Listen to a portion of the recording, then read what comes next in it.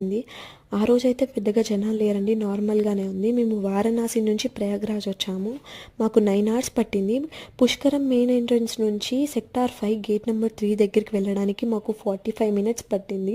అక్కడ more than 30 sectors ఉన్నాయి and 4 large gates ఉన్నాయి. ఎవరైనా ప్రయాగ్‌రాజ్‌లో స్టే తీసుకోవాలి అనుకుంటే గనక మన స్టేట్ ఆశ్రమాల్లో మనం ఉండొచ్చు.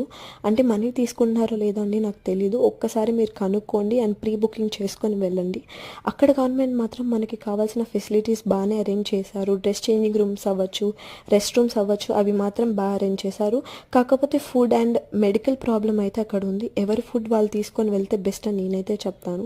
త్రివేణి సంఘం దగ్గరికి అయితే మనల్ని అలౌ చేయట్లేదు. అక్కడ ఓన్లీ ఫర్ నాగ సాధుస్కి అఘోరీకి స్వామీజీస్కి మాత్రమే అలౌ చేస్తున్నారండి. మమ్మల్ని కూడా ఆ రోజు అలౌ చేయట్లేదు.